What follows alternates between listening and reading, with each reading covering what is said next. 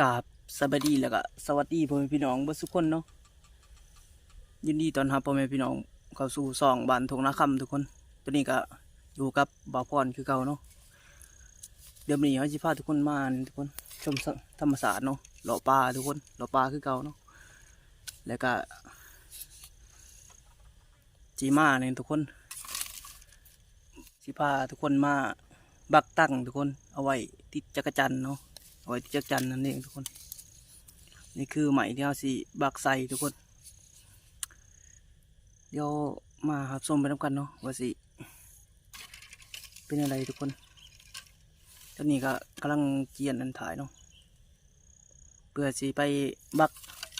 น้ำยางใส่ทุกคนเพื่อเอาไปเฮ็ดตั้งเนาะก็มาคนเดียวคือเก่าทุกคนเบิ่งอยู่กลางป่าเลยเนาะกลางป่ากลางดงทุกคนกำลังแบบไข่เนจากกันนั้นทุกคนจากไข่ทุกคนเลยจนเป็นทิศเนาะทุกคนจังว่าไข่เนเนาะจังว่าพอออกปลาได้ทุกคนตัวนี้ก็ที่เป็นเห็ดอันนี้เนาะบังตั้งทุกคนเป็นไหมอันนั้นเนาะไม้ไผ่เอาสิเจียนแล้วก็แลมปลายมันทุกคนเพื่อไปบักกับน้ำตั้งเนาะไปเดี๋ยวมารับชมกันกับบ่าวพรทุกคนกับชมธรรมศาสตร์ไปเลยเนาะเบิ่งเสียงนกเสียงสังลายอยู่ทุกคนนกมีลายแห้งเนาะแถวนี้เบิ่งนั่งเรือมาทุกคนไปบักอยู่ถ่ายอันนั้นทุกคนไปเดี๋ยวเฮาเฮ็ดอันนี้ให้มันแล้วก่อนทุกคนไป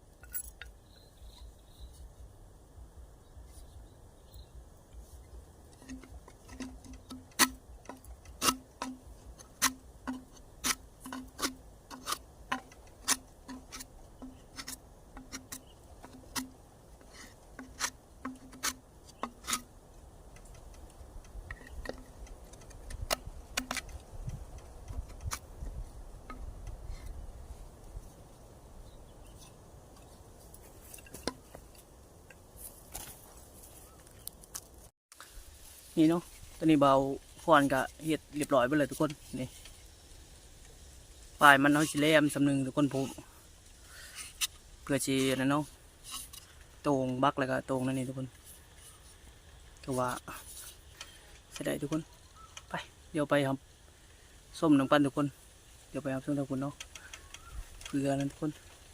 เฮาสิบักเป็นอย่างกุกเดือนะทุกคนเนาะไป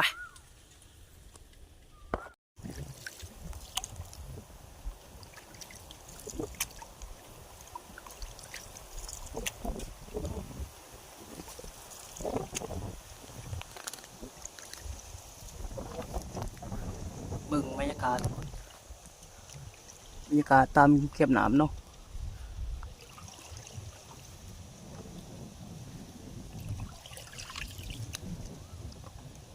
บรรยากาศโคตรดีเลยมื้อนี้ก็บ่าวพรก็มาคนเดียวคือเก่าเนาะ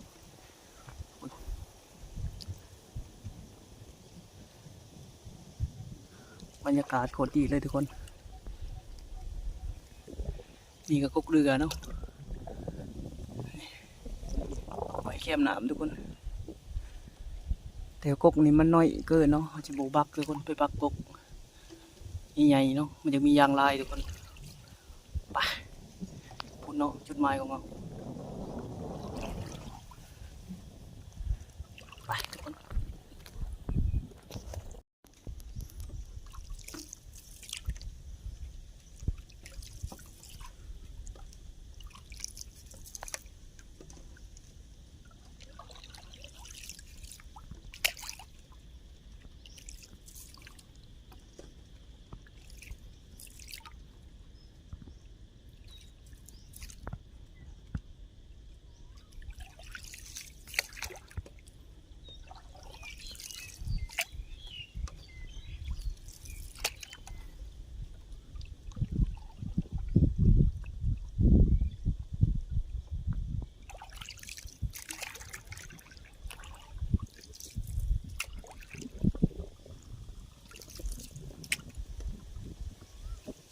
นี่ก็จะเป็น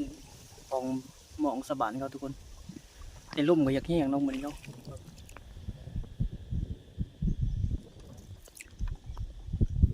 ลมแห้งกันนะทุกคนเขาต้องรีบไปเนาะยันพ่นกับนั้นทุกคนปุ๊กไวนูเนาะไวนูทุกคน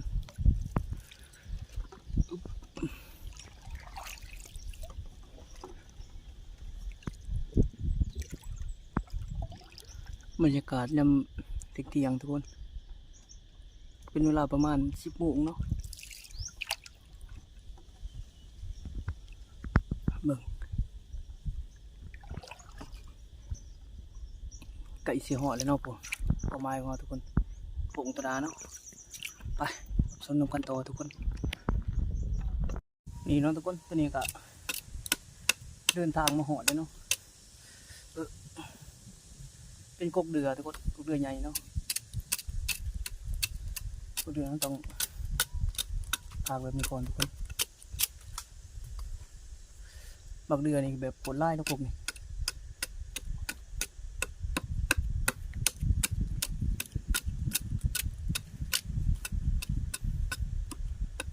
ตากเปลือกของดอกกุ้ยหนึ่งก่อนทุกคน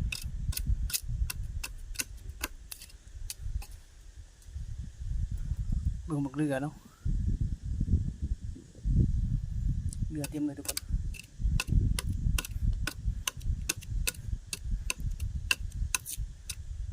นี่เนาะเบิ่งเด้อ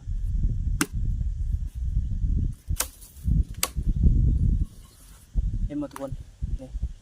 มาเชียวย่างตัวนี้เนาะเผื่อไปเห็ดเป็นตั้งทุกคนปลามันไรในนี้เนาะเบิ่ง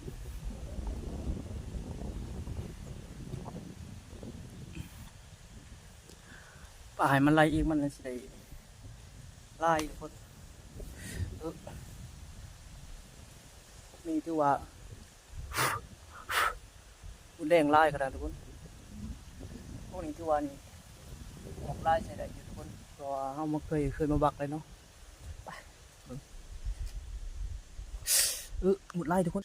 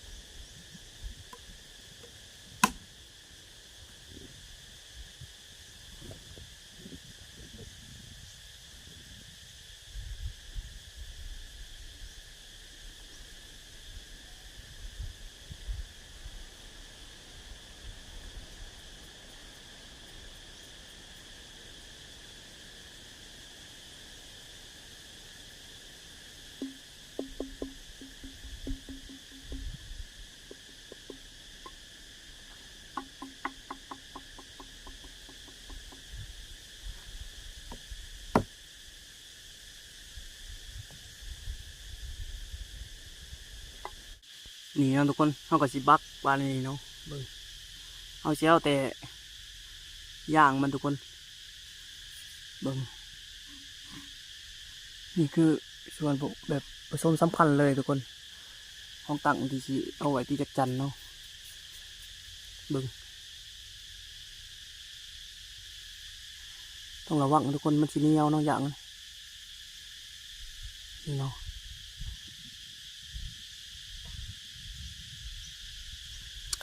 เอาประมาณเขาก็ว่าเอาเครื่องบังทุกคนสิเมื่อเนาะ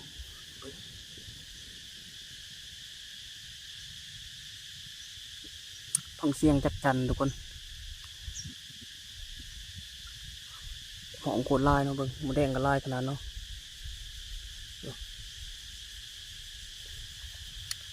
วิวธรรมศาสตร์ทุกคนบักเดือโคตรลายเนาะ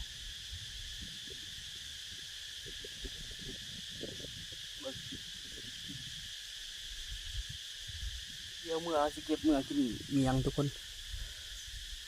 ไปนี่เนาะเขาก็สิปะนี่ทุกคนตั้งปลาเนาะเบิ่ง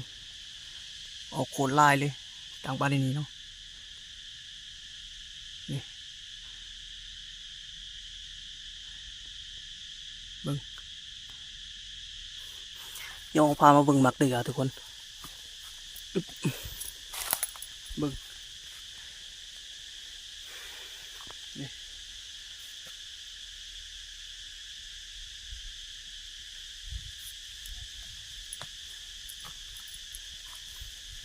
นี่เนาะ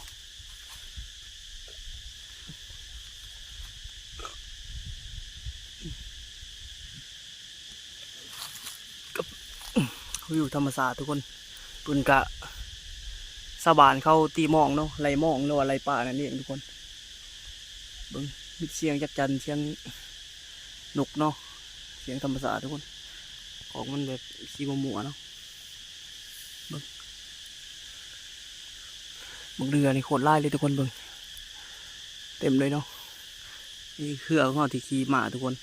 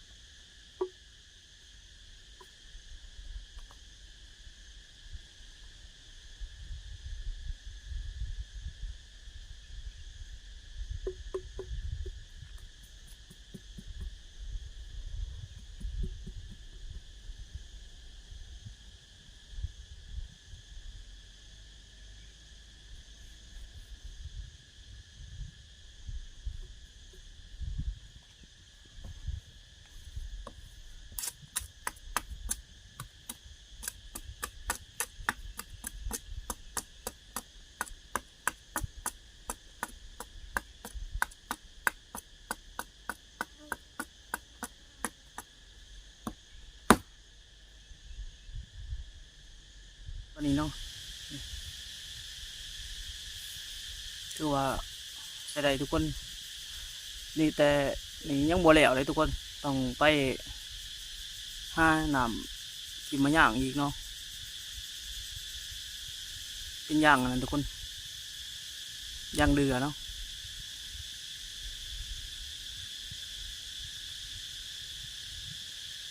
ถือว่าได้ปันนี่ทุกคนบ่ถึงครึ่งเนาะยังจะน้อยทุกคนเดี๋ยวเขาสิเลาะเมื่อทุกคนแล้วก็ถ่ายบรรยากาศให้เบิ่งตอนเมื่อเนาะแล้วก็สิเก็บหมักเดือเมื่อกินเมียงทุกคนแต่สำหรับตั้งนี่คือยังบ่แล้วทุกคนเพราะว่าส่วนผสมนี่ยังบ่ครบเนาะตัวต้องก็ยังลายอยู่ทุกคนยังลายส่วนเนาะมีดิวตั้งแล้วก็นาคิมาย่างทุกคนแล้วเขาชิมาถ่ายให้เบิ่งอีกคลิปหนึ่งเนาะแต่ชิวาก็อันนี้ก็ได้แต่จำหนีแล้วทุกคนบริบักแล้วเนาะกับบรรยากาศเรือโผล่ลายทุกคนเดี๋ยวเราสิเก็บหมักเรือแล้วก็ถ่ายบรรยากาศเมื่อทุกคนไปอะไรก็ฝากกดติดตามแล้วก็กดไลค์กดแชร์ให้ช่องมันต้องทำกับเบาปอดนี่เนาะที่ตันหงลายขนาดทุกคนยินหรอหงลายแห้งทุกคนเดี๋ยวตั้งแหลวเจอกันทุกคนไป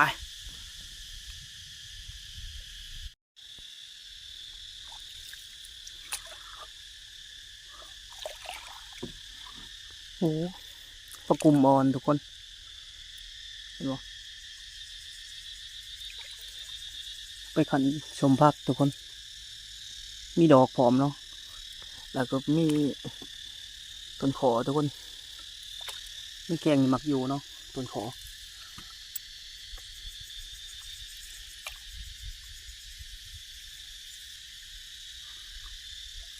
ตัวนี้ก็สิได้เดินทางเมื่ออะไรทุกคนเบิ่งนี่จะเป็นพวกสะบานกันเนาะเขาจะเอาพลเอาภูมิลงในนี่ทุกคนบัดเวลาขึ้นเขาก็สิเอามองออมเนาะแล้วก็กวดขึ้นทุกคนป่ามันก็สิอยู่ในนี้เนาะเบิ่งต้นไม้ใหญ่ทุกคนเข็มหนามเนาะไปเราเมื่อกันทุกคน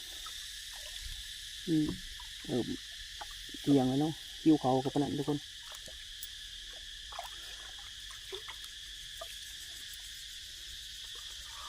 เบิ่ง